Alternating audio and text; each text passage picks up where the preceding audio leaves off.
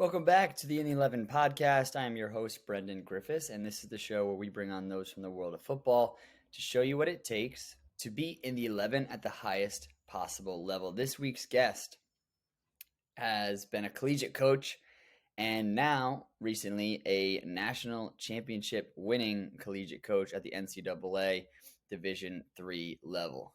Coach Reuben Burk is in the podcast of Connecticut College today, and I'm really looking forward to sharing with you guys what it takes to be a coach and to have a successful career in coaching, but also for those of you players out there that are listening, what college coaches look for, what a successful college program looks like.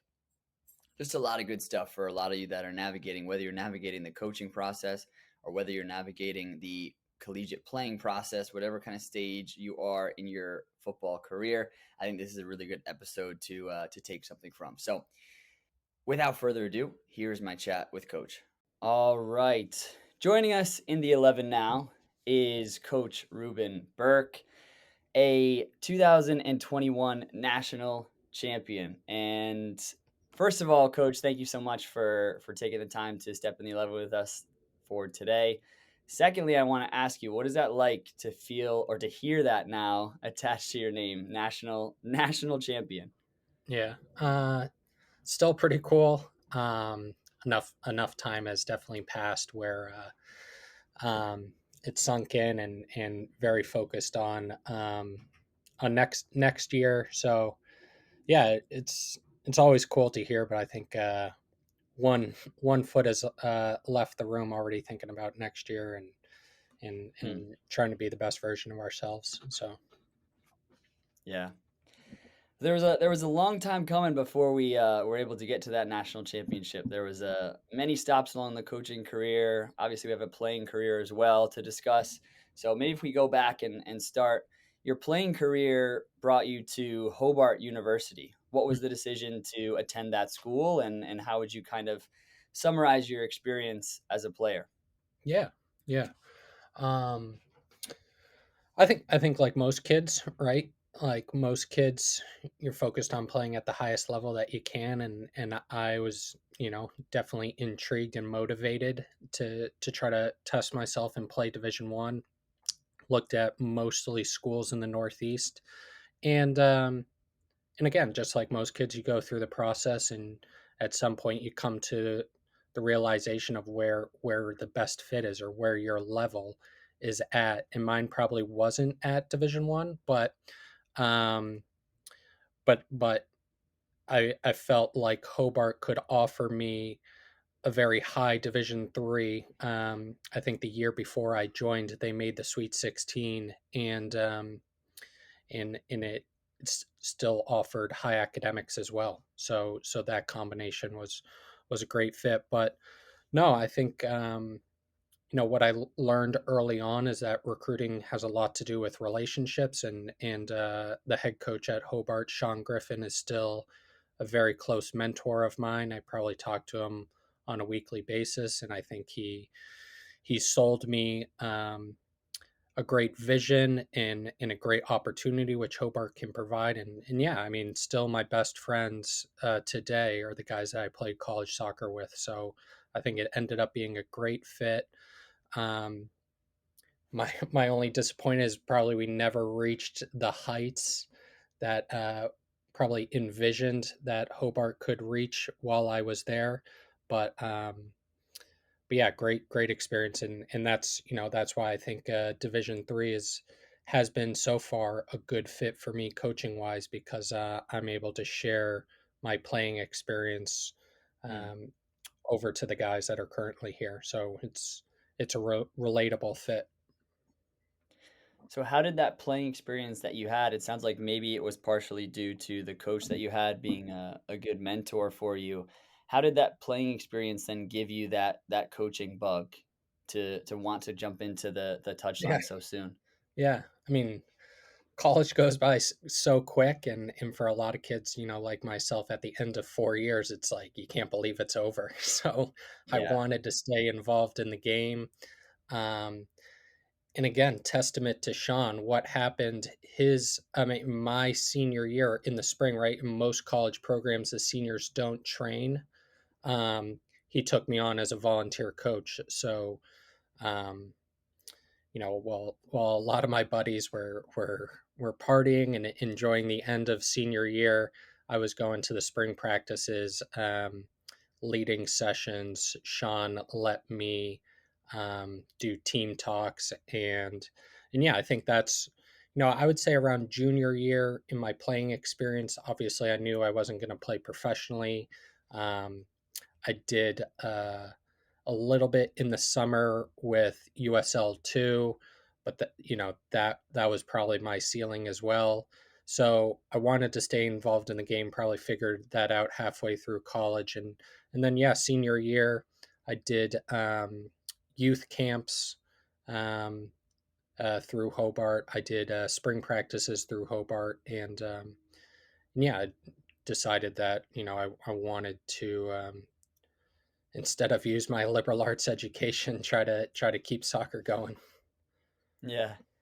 What's that like as a senior or maybe even for a recent graduate? A lot of coaches, their first stint is usually kind of at their alma mater, right? That's where they get their first opportunity. The coach lets them stay on for another year, and then maybe they Mhm. go elsewhere after that. What's that like being, a senior in that environment there where you've already just played with all of these boys the past couple of years?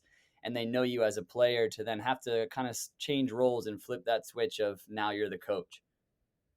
Yeah, it's obviously tricky, right?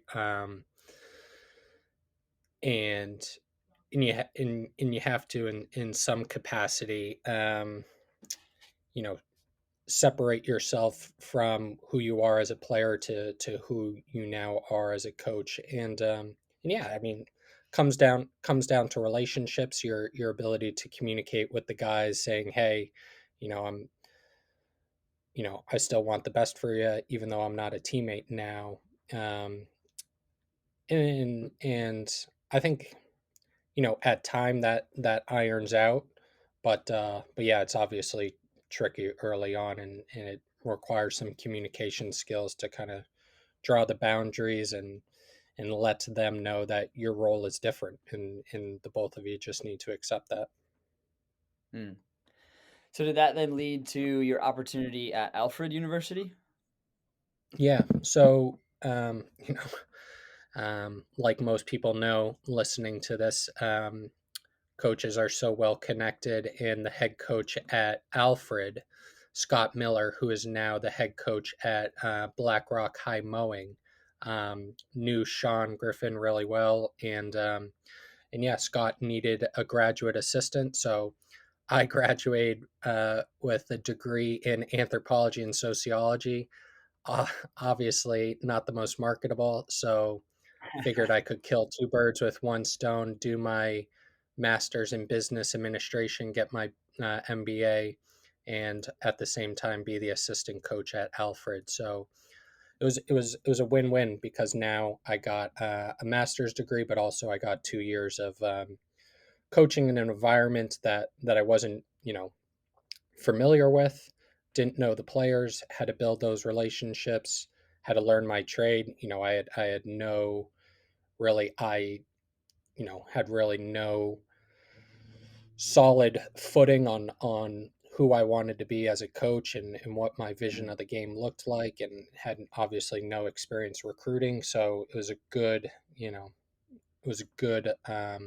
opportunity to learn. I think that's the biggest thing for young coaches. You just gotta, you know, instill what I try to do every day is learn how to get better, and learn who you want to be as a coach. In doing some of my prep for our episode today, I came across this post that you had after you'd won the national championship, kind of laying out, the stops of your career and maybe some of the highs and lows that you had at each place, and kind of what you wrote about Alfred. And it might not actually be a good way for us to sort of have the structure of our conversation today, because I think it's really refreshing to see how transparent you were about each of the places, kind of that you went to, and that opportunity that you had at Alfred. You kind of started that by saying that you were clueless going into that situation. As you look back now, what were those things that you look back and say, wow, I really had no idea what I was doing, were there specific things, whether it be recruiting or running sessions or something of that nature? Yeah. Um, I don't know where to begin. I think just I was just a baby, and I think clueless in terms of like you know um, the details in sessions. How to really progress a session, in how to fully bring out the tactical concepts that you want to work on. Just really naive at that. I think each college is obviously different. You have to have a strong sense of how to what your school's strengths are. Um, what types of kids would be good fit for your school, and just completely naive to that, how to learn all about that. Um, and yeah, just maturity wise, like I think as a young coach, it's like the team loses its first game, it's depressing, it's frustrating, and just not being too high, not being too low. I mean, you can't everyone says the season is a roller coaster, but you can't treat it like that. You gotta stay even keeled. And I think starting off, and probably I still am, but more so starting off as a coach, super emotionally charged, um, Mm, letting uncontrollable things bother me. But yeah, I'd say in terms of running practice, could have been way more detailed. um, I think in terms of recruiting, could have been a lot more strategic and thoughtful about going after certain kids and building the roster. And then yeah, like just mannerisms and personalities being more even keeled. I think those are probably all the things that had to quickly grow up with. yeah. And I read too that you said the head coach that you initially came to assist under, that was pretty quickly he was relieved of that position. And then kind of what was that transition for you? Did a new head coach come in, or did you have to sort of take the reins at an early stage? Yeah, so the season, right, college soccer, the season ended when November. Um, so unfortunately, Scott moved on from Alfred, and I'm doing my MBA. So I'm we practice in the afternoon. Right after practice, I'm going to night classes, and I'd say, um, yeah, from December to the end of spring. Um, I'm trying to do recruiting, run team meetings, do the spring practices, and I think Matt Smith, the next head coach, he got in middle of April, end of April. So as the spring semester was dying out down. So, but I think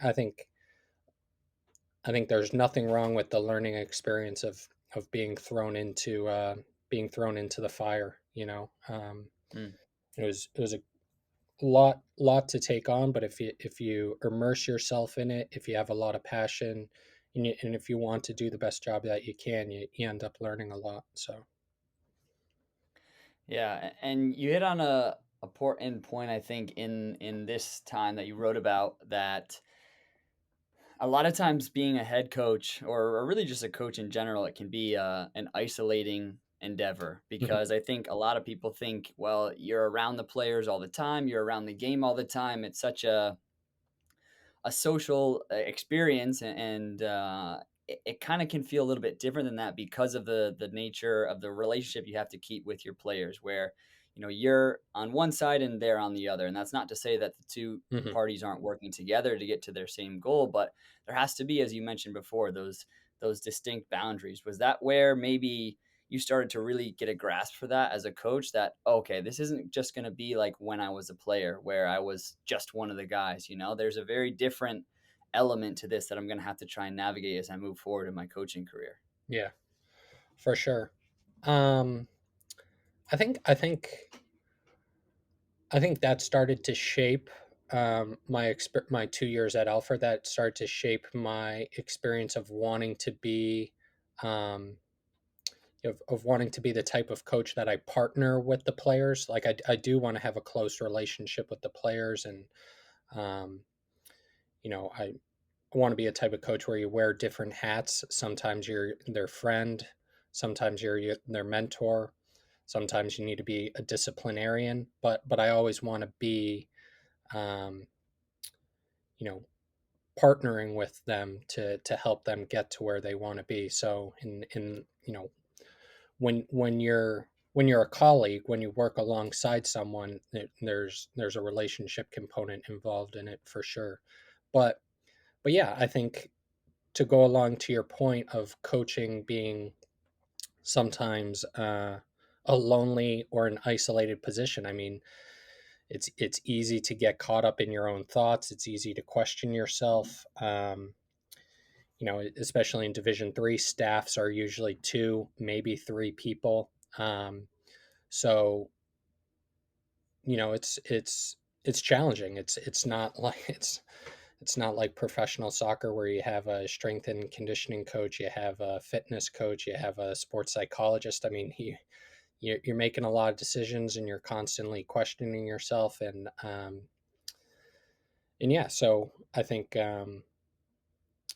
for me, it was a good learning experience where um, I started to find out what type of coach I wanted to be, but also at the same time learning that, hey, in this job, um, you have to be self reliant. You have to, you know, yeah, you have to be able to carry yourself through the tough times. And that led you into your opportunity to then see the highest level of the collegiate soccer game, going to Division 1 at Holy Cross. And, I'm sure that was a really different experience because, obviously you mentioned at Alfred, you were able to run sessions and you had an experience where you got to see all aspects of the program in a really hands-on way. And then, a lot of people's first experience at Division 1, I imagine, was similar to what you experienced, where a lot of those things you don't see, and you have this one specific kind of lane that you're in, and that's where you operate in terms Mhm. of what you're adding to the value of the staff or adding to the value of the program. What was your kind of role at Holy Cross? Yeah, very very much focused on recruiting, and I enjoyed it. Um, liked building connections with players, with club directors. Trying my best to add talent and key qualities to the roster to make the team better each year. Like I think recruiting is a if you're dedicated, and if you shape it as a meaningful role, it can be really rewarding. So yeah, I mean, I didn't and had no problem. I didn't run really any sessions at Holy Cross, or I wasn't in charge of the tactical game plans, and did a little bit of scouting in terms of opposition analysis. But yeah, I think it was a good time in my coaching development or age to to really realize how important recruiting is, and in how it's the bloodline of any program. So So help me to kind of contextualize this for the listeners out there, because I've spoken to a lot of Division 1 coaches before, and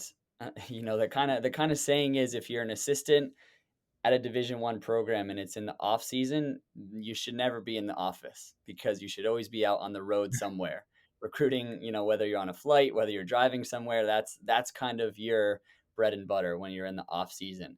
What's your work schedule like? How much goes into recruiting that maybe the common person outside of college athletics doesn't really quite understand? yeah, yeah, I think everyone's different. I think depends on the type of school that you are, high academic or if you're a more flexible school, obviously depends on your scholarship amount and your ability to aid students to come to your school. So there's different factors involved. But yeah, a lot of there's people on staffs that are solely dedicated to that role. And I think the work, to your question, the work that goes on behind the scenes is a lot of research. You know, getting background information on the player from club coaches, from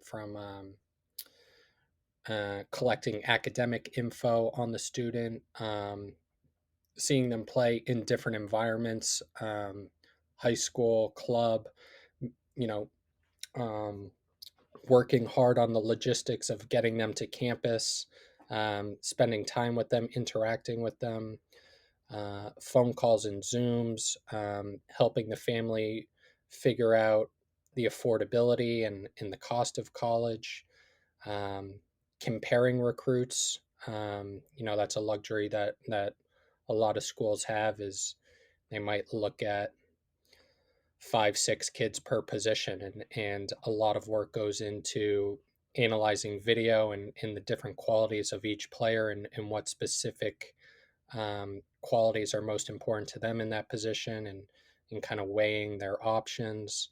um, I think a lot of schools do excellent job with their due diligence, seeing a player 4 5 6 times before making an offer. um, and obviously that's correlated to their budget and how much money they have for traveling. But yeah, club soccer is really tough nowadays. You have so many different leagues: MLS Next, Mm. ECNL, National League, USYS. And so you, you to your point, you can pretty much travel each week to a different part of the country if you're ambitious enough. So yeah, I think there's a lot of legwork and stuff that goes on behind the scenes that, to some people, might seem tedious or mundane, but it's really important to make sure that you're getting the right kid, for each position in your class. Yeah. And now at this point you have a 4-year degree where you've played, you went on to go and get your MBA. And I kind of was seeing here that, and this is typical, which I'm sure you can also help to kind of shed light on this for us and the listeners here. You're now at Holy Cross, where you're the Division 1 assistant, like you say, working sometimes upwards of 50, 60-hour weeks, and your salary is what, 8,000 total a year?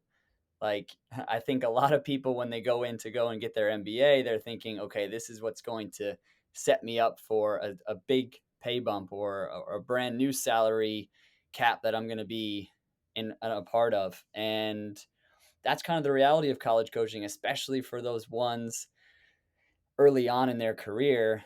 Those are the types of positions that you're going to be offered. I've spoken about it before. Mhm, I was a assistant coach at my alma mater, and then an assistant coach at a school called Widener University, which is Division 3. mhm, I think my salary was 2,000. And I mhm, think for a lot of coaches, sometimes your salary might be, hey, we can feed you every now and then, and we can give you some really cool gear. mhm. And that's the extent of the paycheck that you're getting. So what's that like to be in that position? I mean, I have to imagine it's just because you're in love with the game so much that you're willing to put up with a work schedule and a compensation package like that. Yeah, I mean, and you make the decision early on, like, you know, for me in life, being rich isn't that important. So, like, Yeah. I was never leaving college. Um, my prioritization wasn't to find the most well paying job out there. I wanted to be Mm. in soccer regardless of what that paid. And I think, zero regrets. I think not making a lot of money early on is a good thing in a lot of ways, because it shapes your character, makes you become makes you value the worth of a dollar more, and makes you think a big picture. I think you kind of you kind of grind early on and struggle, but you know that it's necessary. It's all worthwhile for 5, 10, 15 years down the road. So yeah, I think I would, and I I I think I think you have to go into coaching regardless of its club, grassroots, college. You can't do it for the money, because then it's gonna, at some point it's gonna affect your ability to do the job as well as you can possibly do it. Whereas if you're intrinsically motivated because you want to help players, you want to develop a program, you want to give back to the school, that's going to allow you to do the best job possible. And while this may be different for every coach in terms of where their career journey takes them, some coaches stay at a certain university for the length of their career, and some coaches bounce from place to place. In your experience now, up to this point in your story, where you've been at Alfred and now Holy Cross, and then obviously eventually the decision to leave Holy Cross and go to Newberry, which we'll talk about kind of in a bit, what would you say is maybe some of the reasons why you might look for a new opportunity, or advice out there to a young coach who's coming up in their career? What are the reasons maybe to pursue a new opportunity, or how that might come about? Yeah, I think first and foremost, the opportunity to have greater roles and responsibilities. I think Mhm. that's logical if you're looking for a new opportunity and you can um, have a bigger hand in running the program. That's going to allow for more growth. Um, not to be totally contradictory to myself. Um, it was obviously a pay increase, going from a second assistant now to a first assistant when I went to Newberry. So that was beneficial. But I think, also I'd spent my whole life in the Northeast, and that's all I knew. So the opportunity to, you know, um, young, single, no family. If there was a time to move in my life, it was a good. The timing was good, and live in a different part of the country, see new places, meet new people. I think Newberry provided an awesome experience because there's a lot of first generation college students. So working with people, honestly, different, with a different background than myself, is a great learning experience. But yeah, I think there's a wide variety of reasons why you might want to move. The role might be bigger. Um, you might want to be in a different location. The money might be better.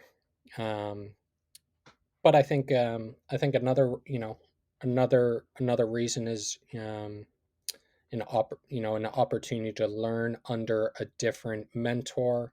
That's kind of what I honestly miss as being a head coach is, um, I think there are some assistants really lucky out there that have a great head coach as a mentor and someone that they can constantly absorb knowledge from, and build great habits from. And I think when you're a head coach, you have to be creative in how you keep learning, and how you keep evolving, because you don't have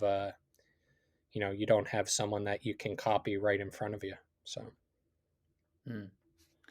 And I will just say, I think I know we were obviously talking about the financial side of it before, but I think I wouldn't necessarily as contradictory, because I obviously your goal is to be able to do this, full time, be able to mhm, coach full time and make a living full time. And for some people, that is always going to look like I'm a college coach and a club coach, and I package those two things together to mhm. make my living. And obviously for some people, I know especially the role that you're in now as a head coach of a Division 3 school, it's probably pretty difficult to balance all that's entailed with running your program and then, coaching club in addition to that. So, I mean, the reality just is no person can live on $8,000 a year. So I think while yes, we may look at it as though it helped a little bit financially, there's also that element of, can I actually get to a point where I can make a livable wage off of coaching? Mhm. In your kind of experience as someone who's been through it and also speaks to a lot of coaches, what's that timeline usually like for a coach to actually go from, I want to enter into the career to now I can kind of make a reasonable living out of this, or maybe I can even do it as my full time income? Yeah. Uh, I wish I could give you a good answer. It's tricky, right? Because everyone's timeline is different. Some, obviously, if you're a former professional or played on the national team, you're going to have a much expedited timeline in making a full time living as a coach than someone like myself. But I think coming out of college, um, I think my timeline was justified, was understandable. Like I think I probably wasn't deserving to be a full-time paid coach right away with zero coaching experience and not a super high level playing background. So I think was was I had it was qualified that I had to spend 5-6 years as a part-time assistant. But yeah, I think it's different, and yeah, it's tough for me to give you an answer. Sorry. Let's take a quick break here to talk about support for the In the 11 podcast is brought to you by Manscaped, the best in men's below the waist grooming. Their products are precision engineered tools for your family jewels. Manscaped's performance package is the ultimate men's hygiene bundle. Join over 4 million men worldwide who trust Manscaped with this exclusive offer for you, 20% off and free worldwide shipping with the code 11 at manscaped.com. Now, if my math is correct, that's about 8 million balls. So listen, gentlemen, here's the deal. The Performance Package 4.0 has arrived, and it is a game changer, right? I know we got a lot of ballers that are listening to this show right now. We got a lot of coaches that are listening to this show right now. And I'm sure you're saying in your training sessions, I'm sure you're saying in the games, we got to take care of the ball. Why would you not be applying that to your below the waist grooming as well? You got to take care of your balls as well. Luckily, the Performance Package 4.0 and Manscaped is here to help you. So first off, we've got the Lawnmower 4.0. It is the future of men's below the belt grooming. It's got advanced skin safe technology. It is waterproof. It has a 400K LED spotlight to get you that more precise shave. Say goodbye to the mess all over your bathroom floor. You can bring it in the shower with you. Like I said, it's waterproof, got the light, everything. No more mess. Easy. Done. Right? Same thing goes for your weed whacker, the ear and nose hair trimmer. You've got that proprietary skin safe technology, which is going to help reduce nicks, snags, and tugs. It is also waterproof as well. Now, when it comes to your men's hygiene routine, when it comes to your ball routine, yeah, we got to talk about it, guys, because you got a routine for everything else, right? You've got a pregame routine, you got a postgame routine, you've got a recovery routine, but some of you might not have a routine for your balls, and you got to change that. So you got to get the Crop Preserver Ball Deodorant and the Crop Reviver Ball Toner. You don't want to be that one, right, that comes in after the match and you've played 90 minutes, maybe you played well, maybe you bagged a goal, right? And it's just an absolute jungle down there and you're trying to clean and it's just, it stinks and no. Gone are those days, right? And who knows? You got a special someone, came out to see you play, right? Maybe you bagged a goal, maybe you got a clean sheet, maybe it was your debut, right? You want to be ready because I don't know what's going to go down after that game. That's up to you. Now, with all of that good stuff that I've just mentioned to you there, Manscaped has also hooked you up because in the Performance 4.0 package, they have also thrown in some extra goodies for you. They've thrown in the Manscaped Boxer Briefs And they've thrown in a Manscaped little travel tote bag for you to carry around all of your Manscaped products. So you're on the road, you've got an away day, you're on the bus, you've got something, and you're equipped to bring all of your products with you on the road. Time to take care of yourself. Your balls are going to thank you. You got to go to manscaped.com. You'll get 20% off and free shipping if you use our code here at In the 11 Podcast. Use code 11, ELEVEN, to get 20% off and free shipping. So that's 20% off with free shipping at manscaped.com and use code 11. Unlock your confidence and always use the right tools for the job with Manscaped. Yeah. No, it's understood, and I understand there's probably not a one perfect answer to that because like you said, everyone's path is different. I mean, Yeah. again, that's the reason why I do a show like this to kind of shed light on all the different pathways to whether it's to become a professional coach or professional player, whatever it may be.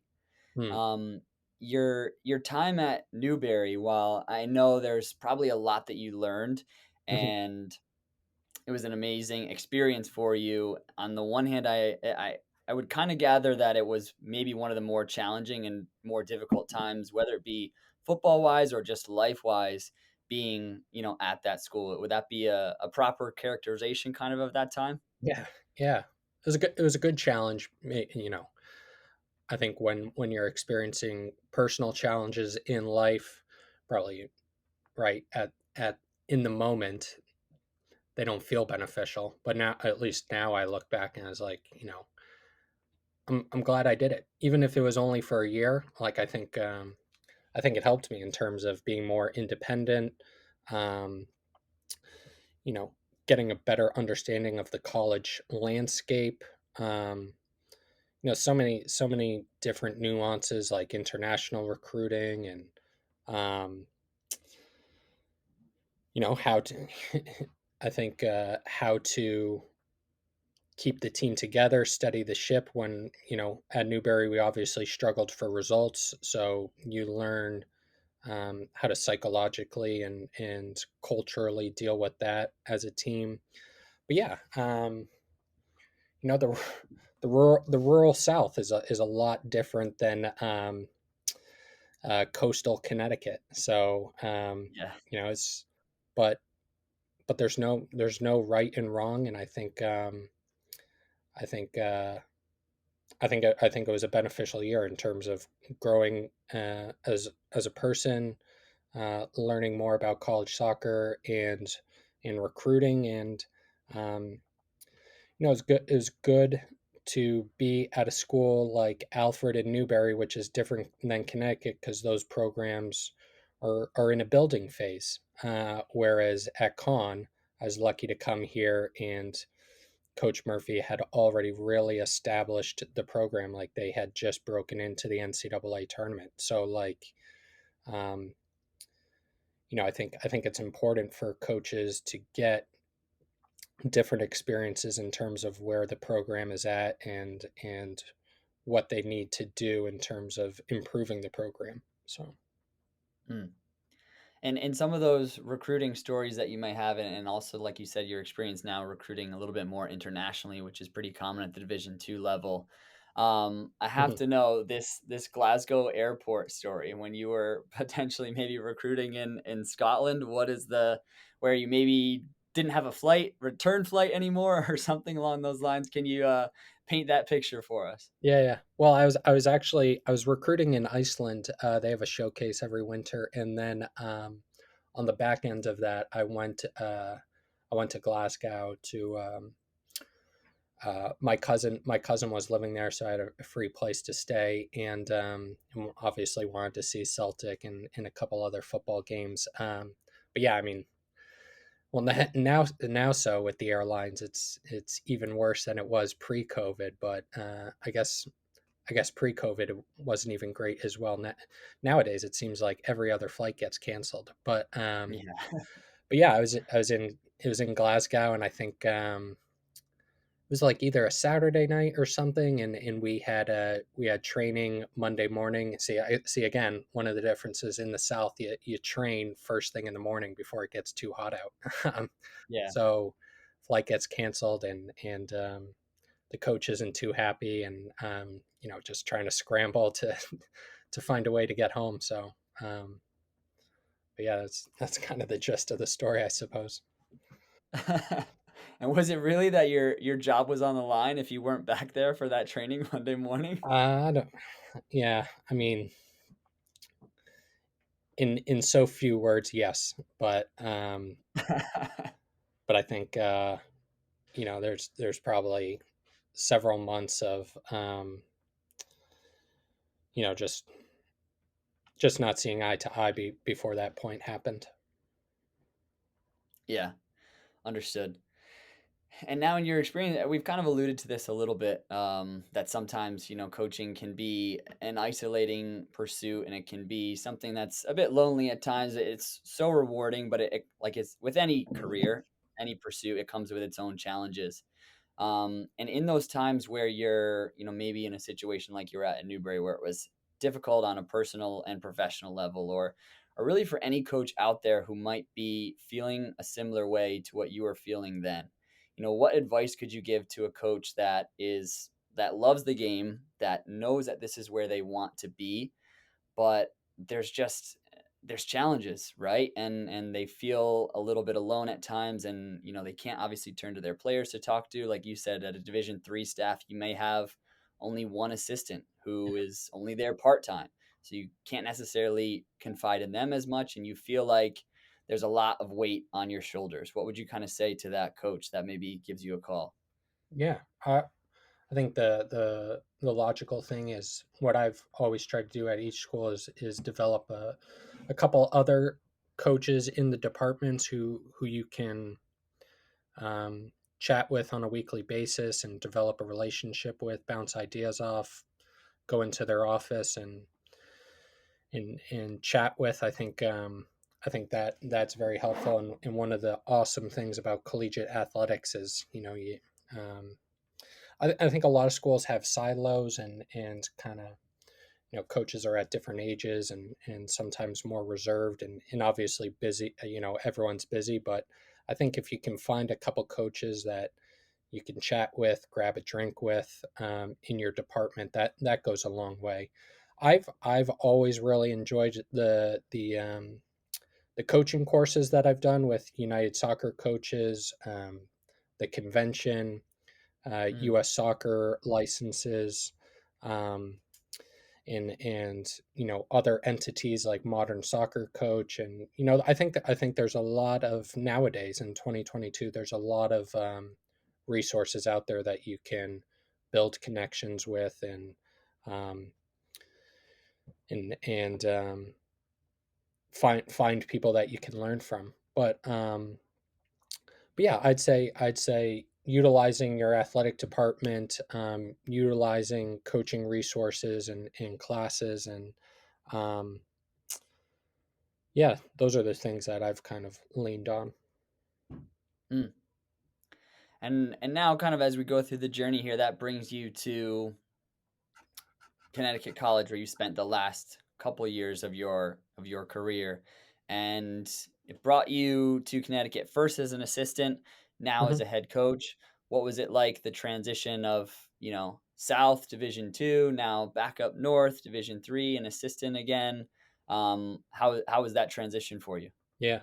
Um, well, again, I think to be fair, Connecticut College is a similar school that I went to, so it's kind of bringing back reminders of what it's like to go to a small liberal art private school. And but no, I enjoyed the transition right away because again, like I could see myself in the players here, and ambitious, hardworking kids. um one of the biggest differences is pretty much everything in some capacity is predicated by academics. Your Mm, ability to get into the school, your daily schedule, um, your stress and anxiety, your mood. A lot of that stuff is core, connected to academics. Not to say that it's not at at Newberry or anything, but no, Con is an academically challenging school, so. Um, but but yeah, I enjoyed the transition right away because Coach Murphy was an excellent mentor. Again, most coaches can attest to this. Like I was able to get the job because I had already known Murph when I was at Holy Cross. Him and me ran into each other many times on the road recruiting, so I had gotten to know him, and yeah, like I believed in his way he saw the game, and um, and I was excited about the trajectory of the program. They were getting better and kind of knocking on the door, and yeah, it was something that I wanted to be a part of. So it was honestly it was a um, you know going back down and taking less money than Newberry wasn't ideal, but I think going back closer to home, being part of a program that was really pushing, getting a great mentor again in Coach Murphy, is a decision that I moved pretty quick on. So then take me through the process of your ability or your chance to then go and be the head coach of this program. Kind of what were the circumstances that led to that, and maybe talk about the interview process or what it was like to actually get that first gig as a head coach. Yeah. It was definitely surprising. So again, right, the season ends middle late November, whenever, and then right before the holidays, Murph, we were sitting in the office, and he told me he was going to retire, and Mm, and it, when someone is that passionate about the game, that dedicated, has done such a good job for a long time, like it's like you're going to do what? So it was definitely surprising, and then the process was really long, to be honest. So Murph decided that he was going to retire in December, but his contract didn't end till May, so they really couldn't start the interviewing process until May or June. Um, mm, so they like I w- I wasn't hired until middle of July, I'd say. So basically, and like there's not as much on the field in Division 3 as Division 1 in the spring, so it's not really like especially in the NESCAC, our conference, there's no spring practices per se, so um, it's not like that was a burden, but it was just tricky in the sense of you know, running team meetings, planning recruiting, and really not fully knowing whether come summertime I was still going to be here or not. So, mm. Yeah. but So I think the oh, reason why I probably was lucky enough to get an interview is, it's funny how things work out in life, right? And kind of everything is a compound effect, oftentimes in life. But like, so that season we had reached the NCAA tournament, um, and Murph, his daughter, was getting married, so he couldn't go to the first round of the NCAA tournament. So I coached the team. I think we won 3 or 4-0, and then of course we lose in the second round. But um, I think it gave the school and the administrative vote of confidence that, even with Murph gone for several days, I had. The maturity or conviction or ability to, because the team had never won an NCAA game. So I think that helped me a little bit for what it was worth. yeah, and I think that's the perfect segue into what I wanted to ask you next. Was I think anyone who's ever been an assistant coach, they, whether they mean to do it or not, they look at the head coach and are like, I think I could do that. Mhm. I think I could do this or that a little bit better, right? I think anyone who's a coach out there that's listening, you've probably talked to your fellow assistants and been like, why did they do that? Like, that's just the nature of the beast. And so for you, I'm sure you always wanted that chance to be able to one day be a head coach. And there's a lot of assistant coaches out there who think that they're going to be the greatest head coach in the world, and they get up to the plate and they strike out. And that's kind of just the reality of it. There's so many good coaches out there. There's some not so good coaches out there. But you've been able to step in as a head coach and on the pitch have some real success early on in your first role as a head coach. As you look back at it, do you think there's any kind of things that you can pinpoint or look to as what's allowed you to have that success early on? Um, yeah, I mean, pretty obviously, um, had good players to work with. Yeah. That always makes things easier. And you know, my first year as a head coach, um, right, 2019, our goalkeeper is AJ Marcucci, who's an All American and come to find out an MLS draft pick. I mean, that doesn't hurt when you're the first year coach. Yeah. Pretty rare for the Division 3 level. Yeah. So, and there's plenty of other players besides AJ. Liam Donlin, Liam Noonan, Freddie Stokes, a bunch of really good players that quite frankly could have played Division 1, but Murph had recruited them and you know would allow for a first year coach to not have to rebuild the team. But yeah, I think hopefully you'll see this more and more often. Assistants becoming head coaches at the school that they work at, because I think one of the keys is that the players already have a relationship with the coach. The coach knows um, how the recruiting or how the scouting, how the practices are run. I mean, like honestly, it was a smooth transition because me and Murph worked on everything together, and um, there's already the formula and talent there um, to to be a strong team. I extremely fortunate in the sense that I didn't walk into a rebuild. So, um, and I think when that platform is there, it helped my confidence. Whereas if you're walking in to a program and a lot of things need to be changed, like that can be frustrating, that can test you and shake you.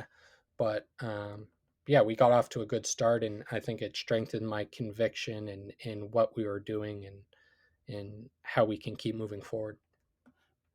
Yeah, and that early success, obviously, as we mentioned at the top, led to a really spectacular year in 2021 that ended with that championship. As you look at that season, what are some of the snapshots, maybe the highs or the lows that you really remember about that season that ended with you being crowned the best in Division 3? Yeah, the biggest challenge by far, it's probably a bigger challenge I'd imagine for the players than myself. Although it was definitely a collective challenge, was we got shut down for 5 days. Like Mm, the first game of the season got postponed. The second game of the season got put on the back of a Saturday game, so now that turned into a doubleheader. In the third game of the season was supposed to be a home game, and they moved it to Wheaton College. So we had to postpone two games, and then the third game wasn't even a home game. So the 5 days before that, we got shut down for 5 days. So imagine two games getting postponed in 5 days of not practicing, and then going into a game that's on the road. So I think mm, that like reawakened our competitive drive, and we talked about as a team, we can't feel sorry for ourselves. Like the season is what it's going to be, and we can't control certain things. We just we have to give our very best effort. We have to make the most of the situation, and you know in 5 years time, no one's going to remember, oh, Con got shut down for 5 days. Like they're just going to look at the record. um, So I think that reawakened our competitive drive, made us mentally tough, and it was a good. It was, even though we lost to Wheaton, it was a good way for the group to come together and figure out what we wanted the season to look like and what we were willing to commit to make that vision possible. But yeah, I think like most successful teams, we learned from our losses.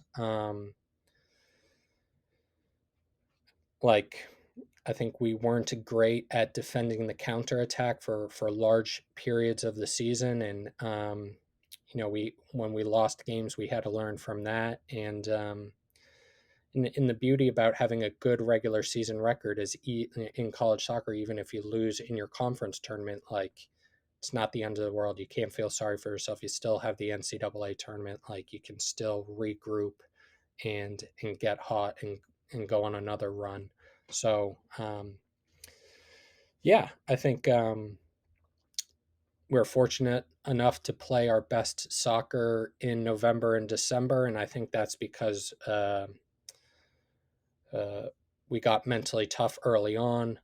We we came to a group. We came together as a group early on, and we took our licks along the way, but we always learned. We always kept improving. So And for you individually and personally to have the career that you had up to that point where you had seen so many highs and lows from Alfred to Holy Cross to Newberry, and then you have that where you kind of reach the pinnacle of college soccer at that level.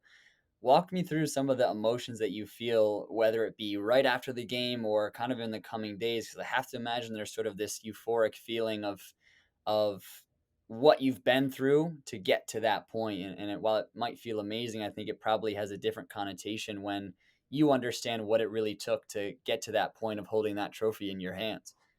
yeah, I'm sure a lot of coaches can relate to it, but like kind of weird, like weird, what's going on, kind of disbelief, right? Because like, Yeah. yeah, I mean, like if you look at my coaching experience as a whole, I'm a pretty relatively unsuccessful coach.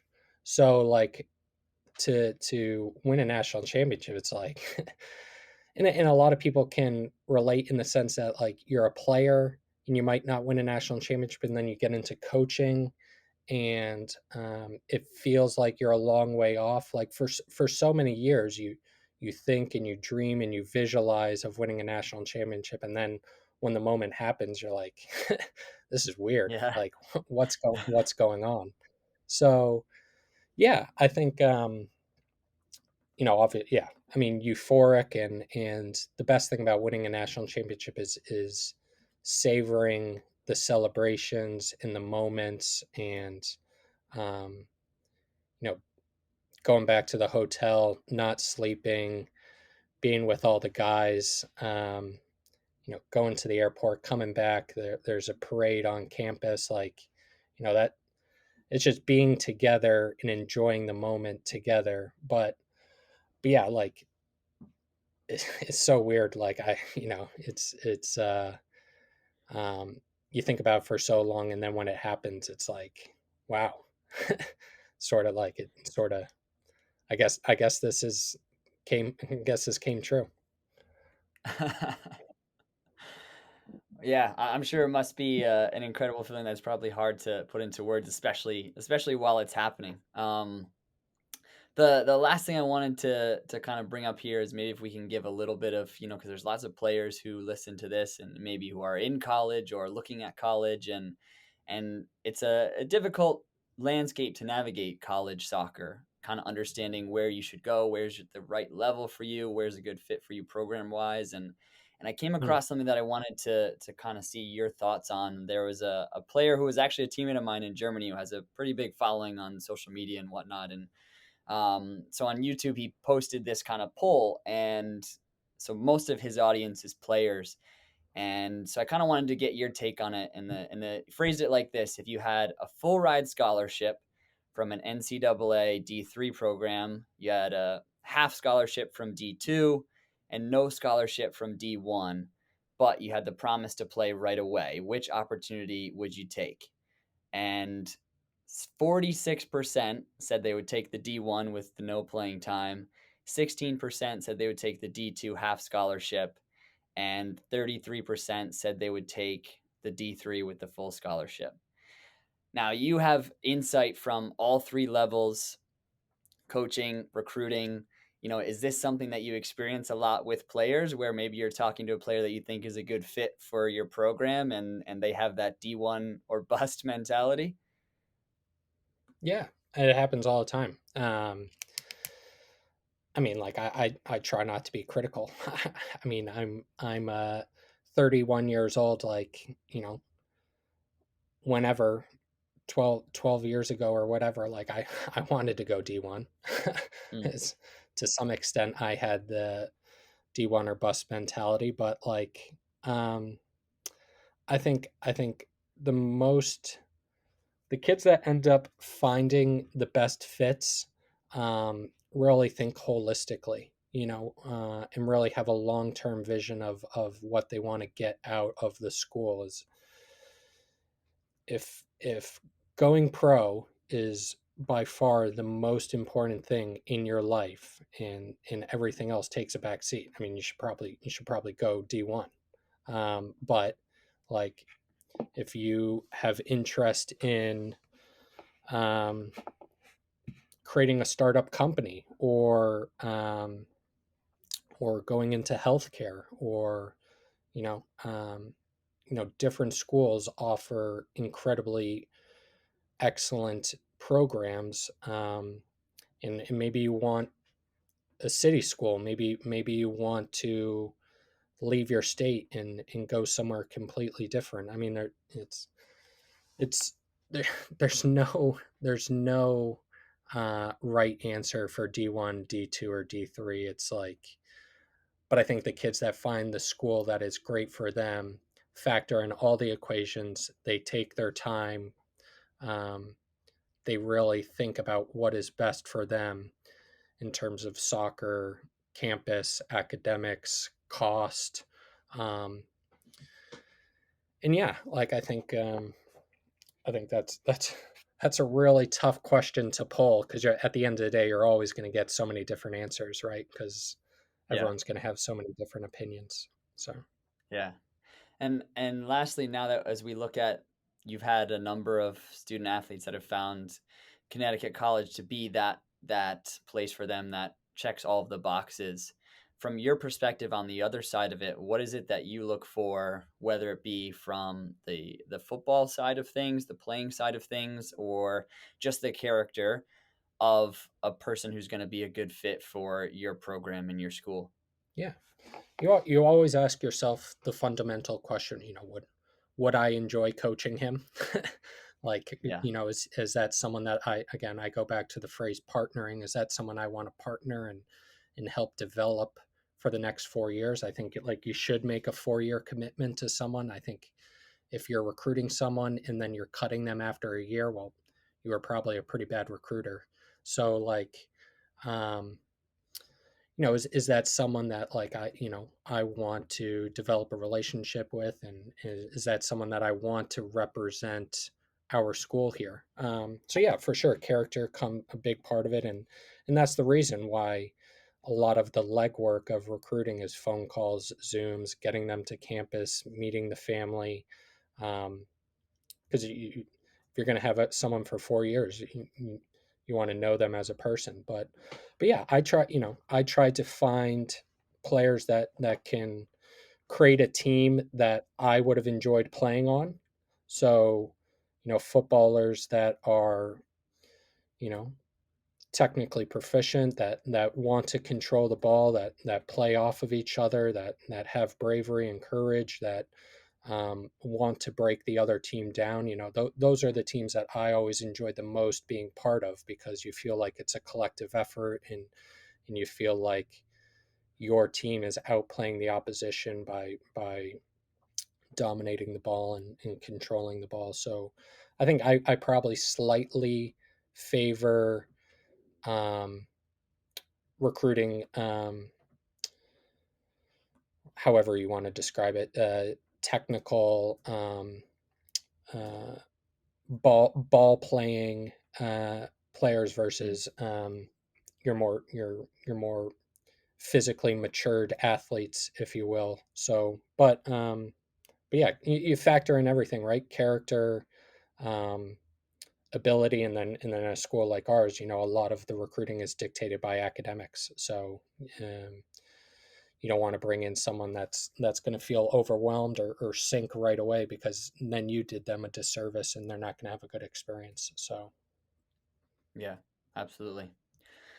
Well, Coach, I know that you have lots to do, and another season just around the corner, and the recruiting trail never dies down. So I don't want to take up too much of your time. But again, I really appreciate you coming on and sharing your story with everyone. I think it's one that people can learn a lot from. So thank you so much. yeah, thanks for having me, Brendan. Awesome talk. I appreciate it. I want to thank Ruben again for being in the 11 this week. It was great talking to him about his career and about his program over at Connecticut College. I want to thank all of you out there who are listening and are continuing to listen to the episodes and continue to subscribe to the show and show love to the social media. It really means a lot to me. I would encourage you to keep doing that. So, subscribe to the show, whatever platform you are listening to or watching on, because the show is available on YouTube as well for those of you who would like the visual. And as well, follow us on Instagram and follow us on TikTok. Those are the two primary places where we're going to be posting a lot of content from this episode, clips, promos, all that good and good stuff. So there's lots of good stuff you can find over there. That's at Indie 11 Pod on both of those two platforms. Thank you so much to all of you out there listening, and I'll catch you on the next one. Peace.